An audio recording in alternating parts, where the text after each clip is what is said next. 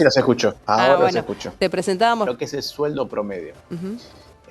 Aún así, la particularidad de esto es que se da siendo los valores de la energía más barata de la región y uno de los más baratos del mundo, ¿no? Solamente Ecuador y Paraguay tienen energía más barata eléctrica, siendo que Paraguay les sobra energía porque Yacyretá, por ejemplo, produce más de lo que se consume en Paraguay. Sí. O lo que le toca a Yacyretá de Paraguay, más de lo que consume Paraguay, y Ecuador, bueno, es una gran potencia en materia de producción energética global. Y además también tiene algunos precios cuidados, ¿no? Por así decirlo. Pero lo cierto es que en realidad estás volviendo a lo que era en los años 90, cuando la energía no estaba subsidiada. Claro. Dos cosas pasan. Por un lado, el precio de la energía está volviendo a lo de los años 90, que era cuando la energía no estaba subsidiada. Y en segundo lugar, todavía el salario en dólares no llegó a los niveles que tenía la década del 90. Hoy estamos hablando de salarios en dólares de orden de los 650, 700 dólares para cuando se hizo esta medición. Y en la década del 90 el salario promedio estaba entre 900 y 1000 dólares. Claro, o sea, ahora lo sufrís mucho más que antes. Tenés la energía no subsidiada con el salario mucho más bajo que en ese momento que la energía no estaba subsidiada. Bueno, con lo cual cuesta más.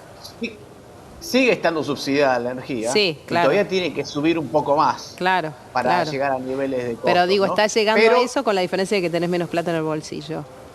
Claro, exactamente. Pero esperemos que también con el tiempo se recuperen los salarios como para que podamos pagar esto sin que se altere la relación entre lo que pagamos de energía y lo que son los salarios promedios. ¿Y entendés que eso va a ser posible en el corto plazo? Yo creo que sí, porque si vamos a un tipo de cambio, no en el corto plazo, estamos hablando acá de un año, ponele. Sí, mediano plazo, eso se va a ir dando, ¿no? Me imagino que en la medida en que la economía vuelva a crecer y se ajusten las tarifas, que ojo, lo que falta ajustar de tarifas no es tanto, y lo que falta ajustar de salario sí falta, ¿no? Entonces, yo imagino que en los próximos meses, ponerle 12 meses, y vamos a ir recuperando el nivel de la energía, el valor de la energía que tenías ya a finales de la década del 90 y más cerca de lo que cuesta la energía, más parecido a lo que pasa en el resto de la región. Sí.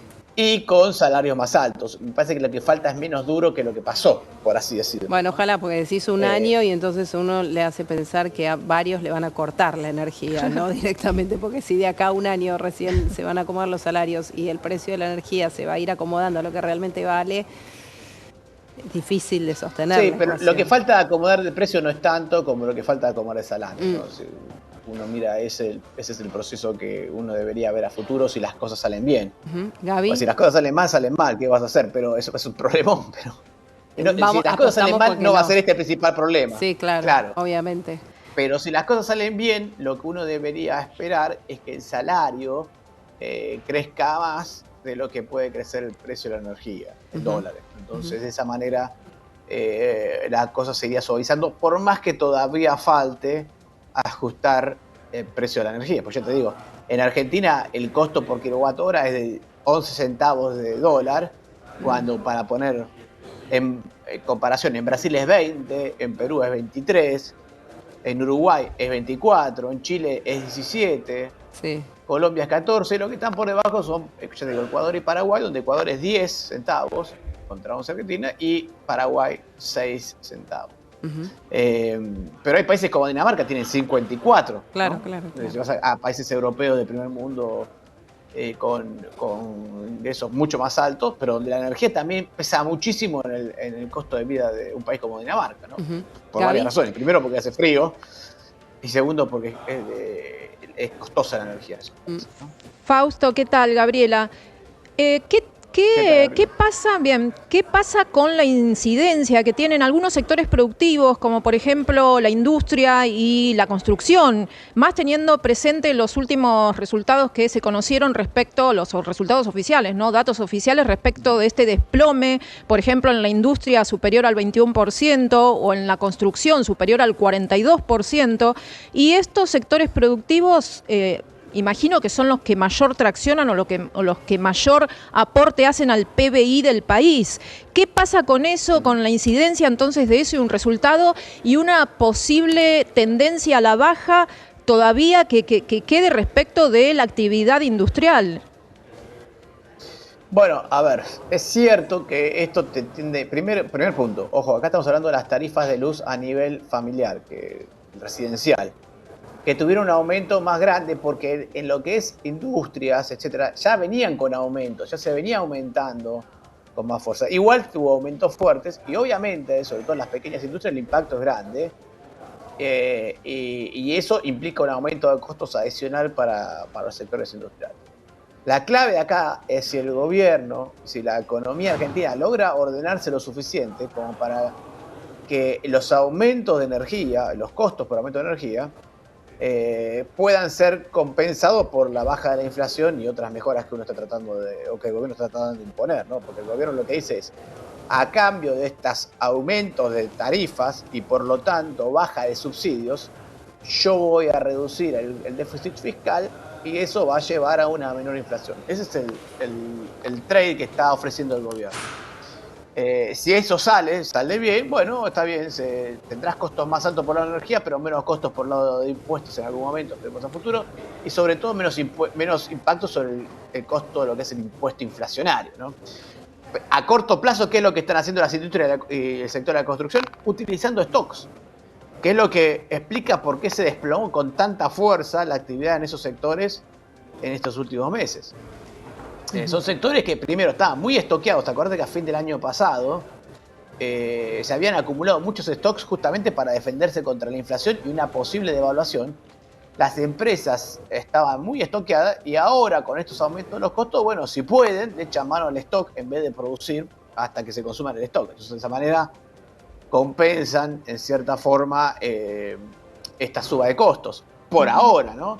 En algún momento tendrán que ver cómo mejorar la eficiencia y ir por otros caminos porque claramente estos precios de la energía llegaron para quedarse y es razonable que lleguen para quedarse. Te paso a otro tema, Fausto, tiene que ver con la inflación que se va a conocer mañana. Pareciera en principio el valor ser más bajo que lo que era hasta ahora la expectativa, ¿no? Se habla inclusive de un 8,6%, cuando el gobierno ya con un 9,9% iba a estar contento porque finalmente había logrado perforar ese límite que estaba establecido en los 2 dígitos. ¿Cómo crees que va a terminar incidiendo esto? Cada vez la tasa de interés del Banco Central baja un poquito más. Eso supongo que como estrategia del gobierno de poner esos pesos en el consumo, sacarlos del banco y volcarlos al consumo. ¿Cómo estás viendo que pueda llegar a operar este número? Mira, nosotros nos dio una inflación de 9,6 en la total para el Gran Buenos Aires. Sí. Y la núcleo nos dio 5,2. Eso significa que hay casi 4 puntos y monedas de inflación provocada por estos aumentos de tarifas de gas y agua, ¿no? Eso es lo que nos hace pensar a todos que la inflación a nivel nacional va a ser más baja que 9, porque justamente tenemos ahí un impacto muy importante en lo que son tarifas, que no es tan grande para el resto del país como es para el Gran Buenos Aires, ¿no? Sí. Ahora, perdón, con la núcleo en orden del 5%, eso nos hace pensar que hacia adelante la inflación va a tender a bajar, ¿no? Más cerca del 5% que del 9 y monedas. ¿Vos decís que la núcleo va a estar en ese orden? A nosotros nos dio 5,2 la núcleo en abril. En abril. Y en mayo, claro, y eso te da una idea de que en mayo podría estar entre el 5 y 6% de la inflación total, dado que no hay tantos aumentos de tarifas o regulados. Hay algunos en la ciudad de Buenos Aires, como subtes, etcétera.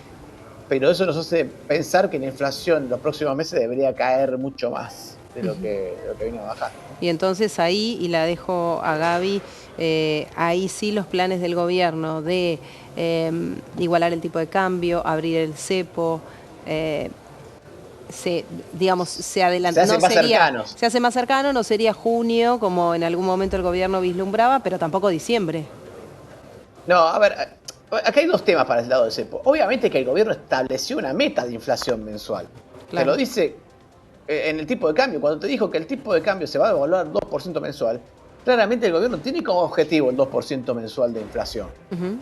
Es un objetivo del gobierno. Ahora, ese objetivo del gobierno, ¿cómo funciona? Bueno, me imagino yo que en la medida que la inflación se acerca al 2% mensual, el gobierno se sentirá con más tranquilidad como para ir saliendo del cepo cambiario. Ahora, el otro tema es que para salir del cepo cambiario tenés que tener un banco central que pueda operar libremente y funcionalmente sin cepo. O sea, Claro. alguien que controle la política monetaria, la política cambiaria, que pueda establecer objetivos de inflación, que pueda establecer objetivos de tipo de cambio, de tasa de interés o de lo que sea, o sea, una política monetaria. Pero para poder establecer una política monetaria tenés que, obviamente, poder establecer esos objetivos de tipo de cambio, esos objetivos de inflación, etc. Hoy el único objetivo que tiene el Banco Central es salir de la quiebra que tiene. Claro. Entonces, no puede tener dos objetivos, puede tener uno, y hoy es salir de la quiebra. Entonces, me parece que además del tema inflacionario, además del tema regulatorio, el otro tema importante para salir de cepo, la otra condición es tener un banco central más ordenado. Y acá donde entra es la ley bases, el blanqueo de capitales, el ordenamiento del sistema financiero de tal manera de poder ir llegando a tener un banco central que pueda funcionar en condiciones normales, ¿no? Gaby. Si en esta oficialización que hicieron mediante una carta del ministro de Economía, Luis Caputo, dirigida al secretario de Energía, lo que fundamentan acá es que posponen la aplicación de estos aumentos que estaban previstos para el mes de mayo y como fundamento dicen que le dan prioridad a la deflación. ¿Qué se tiene que entender? ¿Cuál sería entonces la estrategia del gobierno apuntando a esto que los llevó a evitar, a dejar dilatar en el tiempo la aplicación entonces de estos aumentos que estaban previstos para las tarifas de los servicios públicos en general, ¿no? Sí, me parece que en los números que te pasé está la idea. Vos fijate que 9,6 nos dio nosotros la inflación general para el Gran Buenos Aires y 5,2 la inflación núcleo. Hay mucha diferencia entre la inflación núcleo y la inflación general. Me parece que lo que el gobierno quiso hacer es fijar expectativas en mayo y desnudar esa inflación núcleo. O sea, mostrar que la inflación núcleo, que es el corazón de la inflación y donde están la mayor parte de los productos de la canasta, está andando mucho más lento que el 9%, está más cerca del 5 que del 9. Entonces, creo que el gobierno lo que quiso hacer es dar una señal en mayo y que la realidad refleje más la inflación núcleo que la inflación general. De tal manera de fijar expectativas más cerca del 5% de inflación mensual que del 9%. Porque en el fondo, está bien, para el costo de vida, para aquellos que tenemos que pagar tarifas, la inflación que vamos a percibir en abril va a ser más cerca del 8 o 9%. ¿Tá? Pero la tendencia no está en el 8 o 9%, la tendencia está más cerca del 5% de inflación. O sea, el corazón de la inflación está corriendo al 5%. El resto son sacudones provocados por las tarifas. Y me parece que eso es lo que quiso desnudar el gobierno. Así, bueno, en mayo mostremos la inflación tal como es y los regulados para poder bajar las expectativas y ordenar así discusiones paritarias, discusiones con el resto de los sectores, etc. Creo que esa es la estrategia general para mayo. Fausto, gracias por este contacto, como siempre. De nada, muchas gracias a ustedes. Te mando un saludo grande. Fausto Espotorno es director del Instituto de Economía de la UADE. Gracias, Gaby. Gracias. Por esta entrevista, por habernos acercado a Fausto. Nosotros vamos a hacer una pausa. Quédense con nosotros en el canal de Finanzas y Economía de la Argentina.